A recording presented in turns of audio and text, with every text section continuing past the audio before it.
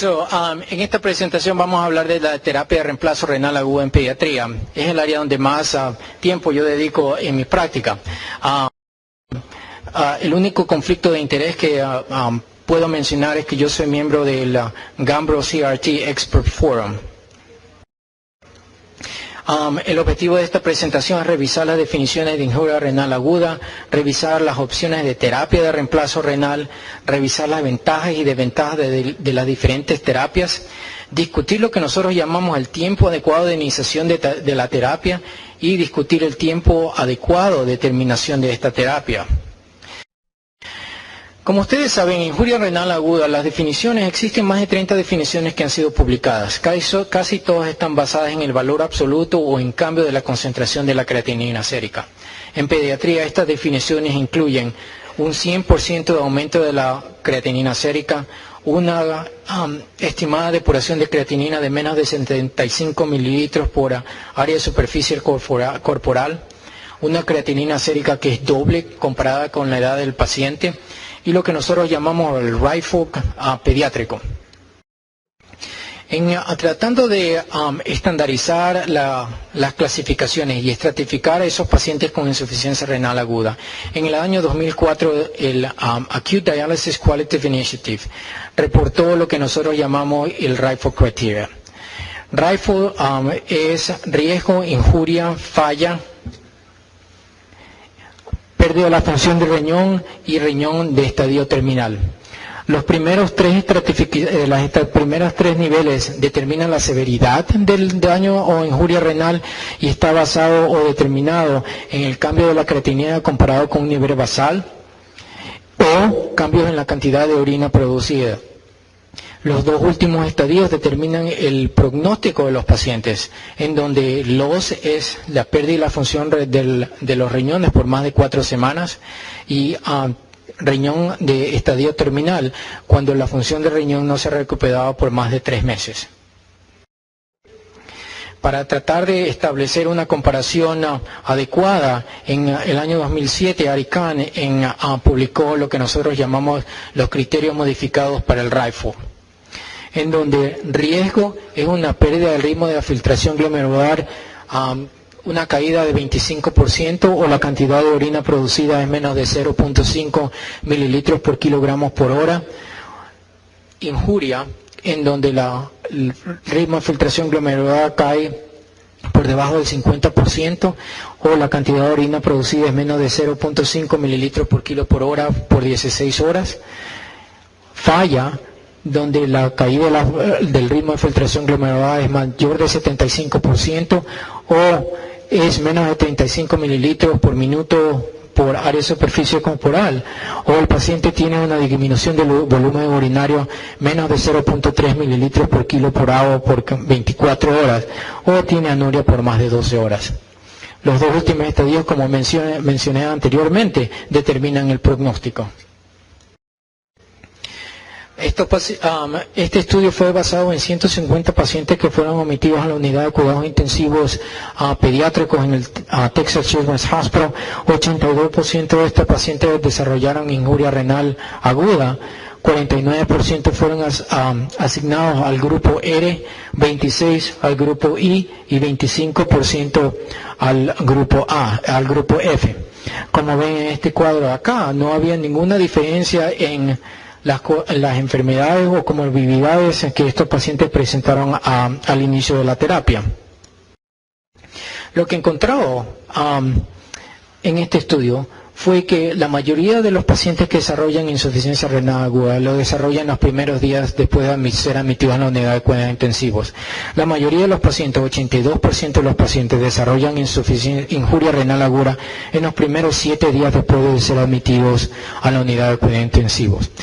Aquellos pacientes que no desarrollaron injuria renal aguda en los primeros 7 días, las posibilidades que desarrollen después de los 7 días eran mucho menores. Más recientemente, estudios para tratar de validar la sensibilidad de los RIFLE criteria resultaron en el Acute Kidney Injury Network, la clasificación, en donde el estadio 1 representa un aumento de la creatinina sérica más de 0.3 miligramos por decilitro por día, o más de 150 a 200% si tenemos un nivel basal, un cambio en la cantidad de orina menor de 0.5 mililitros por kilo por agua por 6 horas.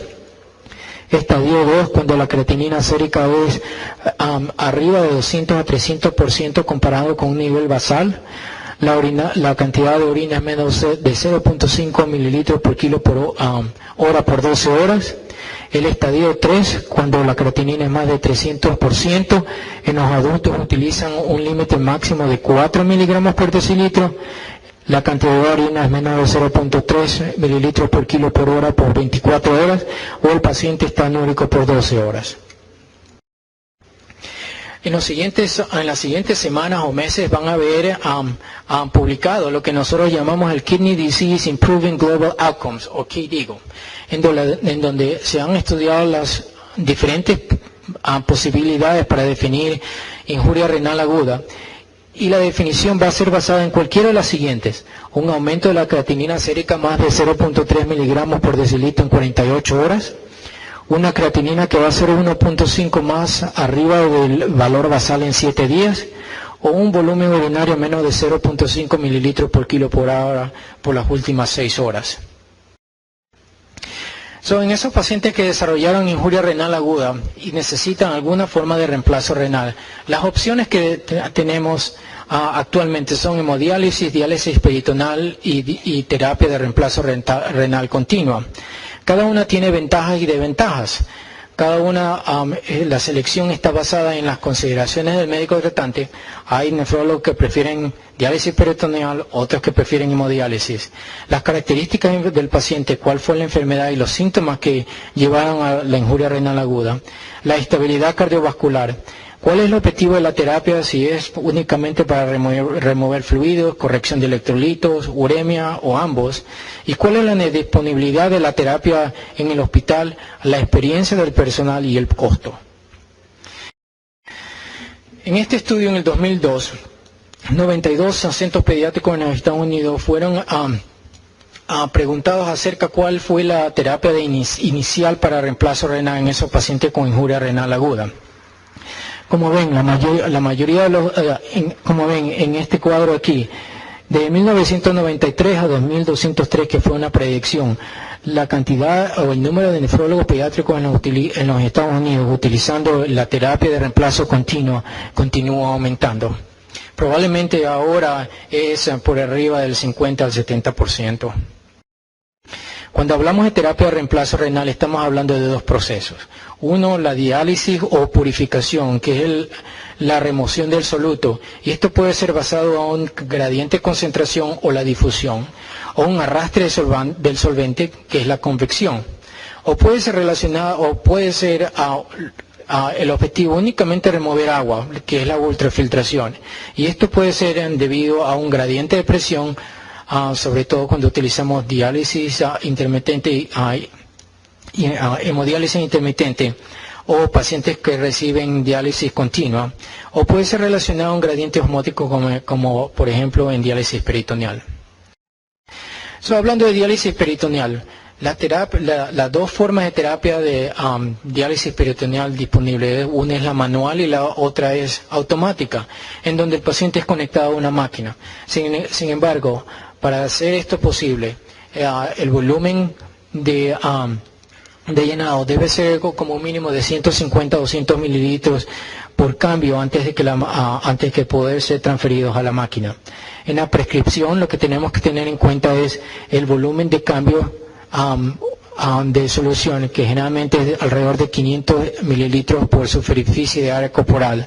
El tiempo de la solución que va a permanecer en la cavidad peritoneal, que entre el tiempo de llenado de 5 a 10 minutos, el tiempo en la cavidad de 30 a 60 minutos, el tiempo de drenaje entre 5 a 10 minutos, y el tipo y la concentración de dextrosa que vamos a utilizar, que puede ser 1.5, 2.5 o 4.25, dependiendo de qué tanto fluido necesitamos remover.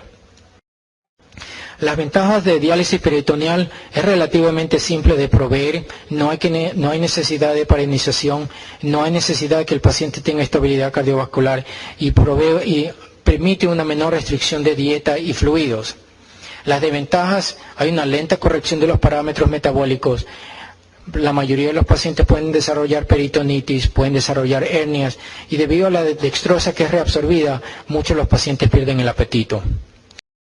Las contraindicaciones pueden ser absolutas debido a la falta o inadecuada cavidad peritoneal, como por ejemplo los niños que nacen con onfaloceles, gastroquisis, hernias diafragmáticas, falla en la membrana peritoneal, o pueden ser relativos a, por ejemplo, esos niños que necesitan cirugía abdominal y tienen ostomías presentes, organomegalia masiva, masas intraabdominales, o que tienen shunts ventrículo-peritoneales.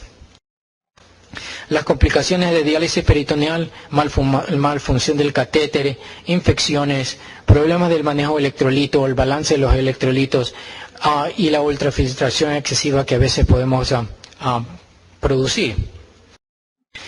Diálisis intermitente: tenemos que tener en cuenta cuando pedimos diálisis intermitente el tamaño del filtro, que debe ser basado en el tamaño del niño, el flujo sanguíneo entre 3 a 5 mililitros por kilo por minuto, el flujo de la solución de diálisis, la composición de la solución de diálisis, cuánto tiempo vamos a dializar al paciente, cuánta cantidad de fluido vamos a disminuir y el tipo de anticoagulación. Las ventajas de diálisis intermitente: podemos proveer una rápida corrección del soluto, sobre todo potasio. Las sesiones tienden a ser cortas, el costo es conveniente porque uno puede dializar a cualquier momento del día. La exposición a la heparina es mucho más corta y el paciente no necesita estar en la unidad de cuidados intensivos. Las desventajas: es un poco más sofisticada, necesita una enfermera de diálisis, puede ser asociada a hipotensión dependiendo del volumen de ultrafiltración que se usa. En esos pacientes hipercatabólicos a veces hay que hacer diálisis intermitente todos los días, y es muy pobre purificación, sobre todo cuando estamos tratando moléculas grandes.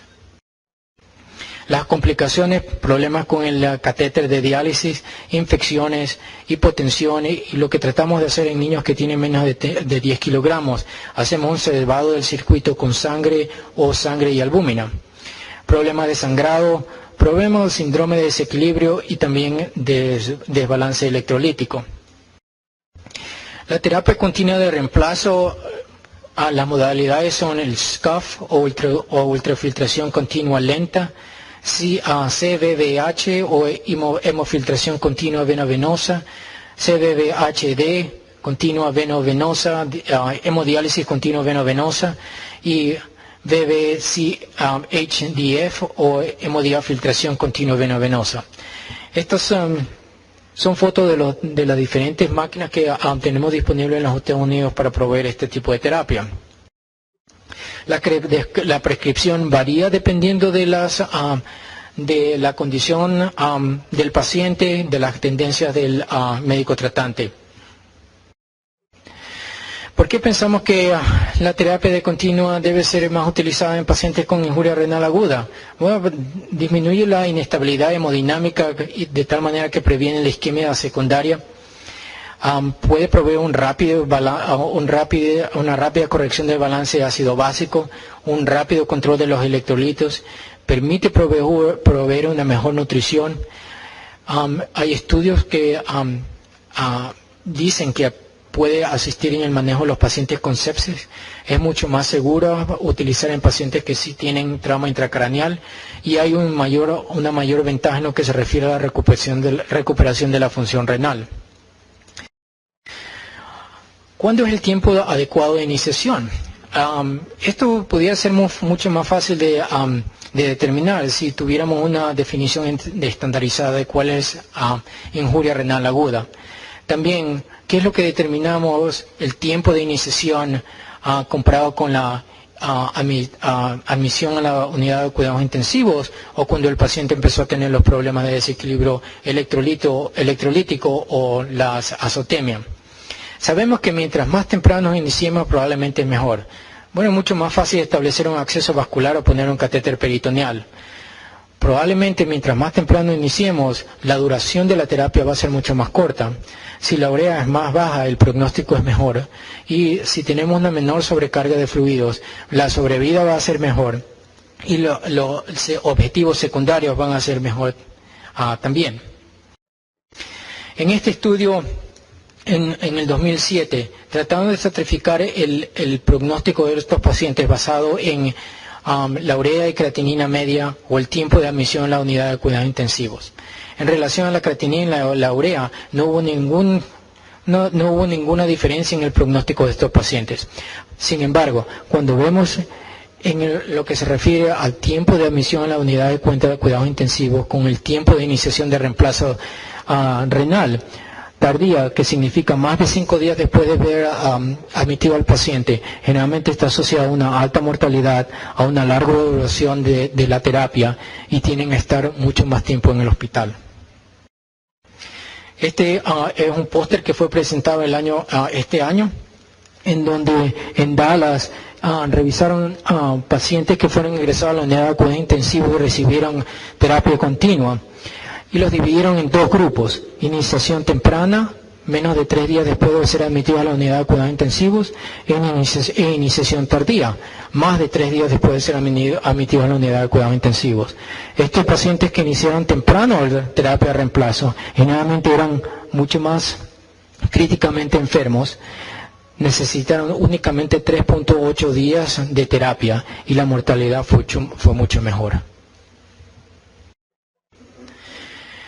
En los adultos, en este reporte existieron 11 estudios retrospectivos, la mayoría de ellos, en donde vieron hemodiálisis intermitente y determinaron cuál fue el pronóstico dependiendo del nivel de urea. Generalmente, mucho tiempo atrás, decían que iniciación temprana fue cuando la urea estaba entre 125 a 150 y más de 200 cuando estaba muy tardío. Actualmente decimos que iniciación es temprana cuando la urea es menos de 76 o iniciación tardía cuando es más de 76 miligramos por decilitros. Pero en pediatría no hay ningún estudio en donde utilizamos la urea como un marcador de sobrevida o de pronóstico. Lo que sí tenemos es el porcentaje de sobrecarga de fluido. Y esta fórmula fue promovida por el Dr. Goldstein en Texas y ahora está en Cincinnati, en donde el porcentaje de sobrecarga de fluido es basado en todos los fluidos que administramos, menos las pérdidas de fluido, dividido por el peso de admisión, multiplicado por 100. Desde 2001 hasta el año pasado hay 6 publicaciones acerca de sobrecarga de fluido como un predictor independiente de mortalidad en pediatría en pacientes que tienen injuria renal aguda. Este es el más reciente de nuestras publicaciones, en donde Sutherland dividió a los pacientes en menos de 10% de sobrecarga de fluido, entre 10 a 20% y más de 20%. Como pueden apreciar aquí, en los pacientes que tenían menos de 10%, la mortalidad fue alrededor de 30%, comparado con 65, casi 66% de mortalidad, comparado con esos niños que iniciaron forma de reemplazo renal después de más de 20% de sobrecarga de fluido. Estudio, uno y otro estudio han demostrado que por cada porcentaje, sobre todo en este estudio, demostró que la mortalidad aumenta 3% por cada % de sobrecarga de fluido. Por ejemplo, si tiene una sobrecarga de 10%, la mortalidad que uno debe esperar es alrededor de 30%.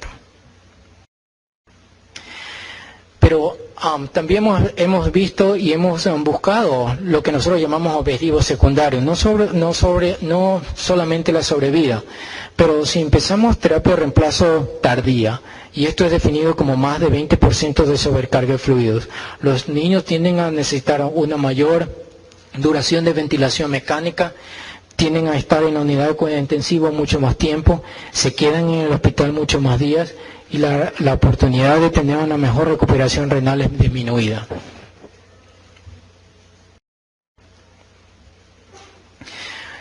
Sí ha sido difícil tratar de determinar cuándo es el tiempo adecuado de iniciar. También es difícil a veces determinar cuándo es el tiempo adecuado de terminar la terapia. En general decimos que podemos terminar la terapia de reemplazo renal cuando hay recuperación de la función renal, cuando hay normalización de los electrolitos y del estado ácido básico, y cuando el volumen urinario es suficiente para alcanzar o mantener un balance de fluidos negativo. Sin embargo, fue recientemente en 2002 en donde Ukino publicó este estudio, en donde finalmente tenemos un valor objetivo para determinar cuándo es posible que estos pacientes puedan ser discontinuados de una forma de terapia de reemplazo renal. En este estudio, pacientes que producieron más de 430 mililitros de orina en un día, sin la necesidad de diuréticos, o pacientes que producieron más de 2.3 litros de orina con la ayuda de diuréticos, tenían la oportunidad de no necesitar reiniciación de reemplazo renal después de haber parado por más de 7 días. Como conclusiones, estas nuevas definiciones van a permitir una adecuada clasificación y estratificación de los pacientes con injuria renal aguda. La selección de terapia debe ser basada en consideraciones del médico, las condiciones del paciente, el objetivo de la terapia y las características hospitalarias. La terapia de reemplazo renal continuo está convirtiéndose en la forma más usada de terapia de reemplazo renal en el manejo de los pacientes con injuria renal aguda. Iniciación temprana está asociada a una mejor sobrevida y objetivos secundarios, y la decisión de terminar la terapia de reemplazo está basada en la obtención de balance electrolítico y un suficiente volumen urinario. Para terminar, le quiero presentar mi hospital. Se llama All Children's Hospital en St. Petersburg, Florida. Nos cambiamos hace un año. Tenemos 260 camas. Una unidad de cuidados intensivos con 25 camas, una unidad de cuidados intensivos cardíacos con 25 camas, una unidad de cuidados intensivos neonatológicos de 100 camas. Gracias.